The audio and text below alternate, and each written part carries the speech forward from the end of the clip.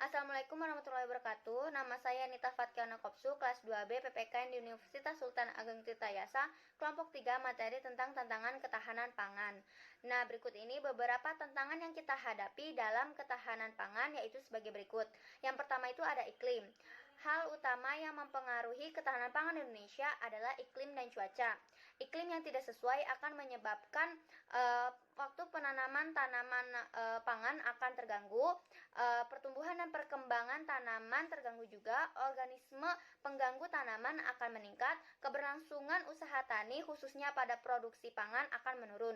Sederhananya, apabila cuaca dan iklim dalam keadaan baik, maka para petani bisa menghasilkan produktivitas pertanian yang lebih dan persediaan pangan akan memadai. Namun sebaliknya, ketika cuaca dan iklim dalam keadaan buruk, maka para petani akan merugi dan mengganggu stabilitas ketahanan pangan.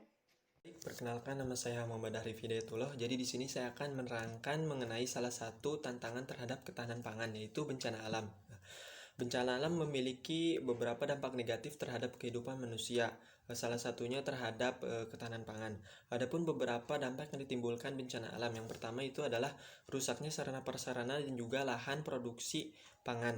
Ketika terjadi bencana alam seperti gempa bumi dan juga kemarau berkepanjangan, maka hal itu dapat membuat lahan produksi pangan terganggu dan juga rusak. Yang kedua, terhambatnya proses pendistribusian bahan hasil produksi dari produsen ke konsumen. Ketika infrastruktur dan juga sarana prasarana rusak akibat bencana alam, maka hal itu dapat mengganggu proses pendistribusian. Yang ketiga adalah menyebabkan terjadinya krisis ketersediaan pangan yang nantinya akan berujung kepada terjadinya ketidakstabilan bahan pangan. Selanjutnya ada lahan.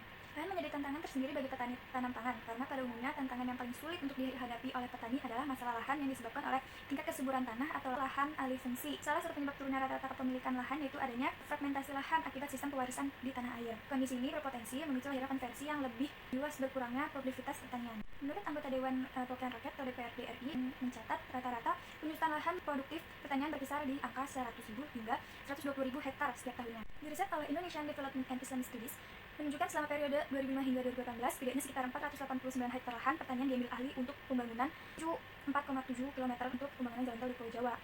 Selama periode ini, 5.228 hektar lahan pertanian juga dikonversi sebagai dampak pengembangan jalan tol. Pak Herman juga mengatakan, dengan lahan baku sawah yang ditetapkan di angka 7,1 juta hektar, ketahanan pangan nasional belum berada di posisi yang aman. Berangkat dari produktivitas padi sebesar 5 ton per hektar per tahun dan indeks penanaman sebanyak 2 kali, beliau mengestimasi produksi beras Indonesia hanya berada di angka 35 juta ton per tahun.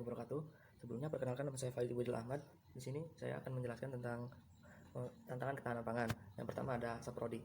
Sarana produksi akan mempengaruhi terpenuhi atau tidaknya ketahanan pangan yang ditentukan oleh tersedia atau tidaknya saprodi bagi usaha tani, seperti tersedianya benih, tanaman pangan atau pupuk, zat pengatur tumbuh, pestisida, dan lain-lain. Yang kedua ada manajemen atau modal. Ada atau tidaknya usaha tani tanaman pangan tergantung pada kemudahan dalam memperoleh modal yang berkaitan dengan kebijakan pemerintah. Yang ketiga ada transportasi yang mendukung atau tidaknya dapat dilihat dari tersedianya atau tidaknya sarana dan prasarana transportasi. Tanpa adanya sarana dan prasarana publik yang baik, proses pendistribusian komoditas pangan tertentu akan mengalami hambatan. Misalnya, di sebuah wilayah yang sulit diakses akan membuat distribusi terganggu, dan jika dibiarkan akan menyebabkan krisis pangan. Akses transportasi memang menjadi hal penting agar semua pendistribusian pangan merata ke semua wilayah. Mungkin cukup sekian yang dapat saya sampaikan, kurang lebihnya mohon maaf. Wassalamualaikum warahmatullahi wabarakatuh.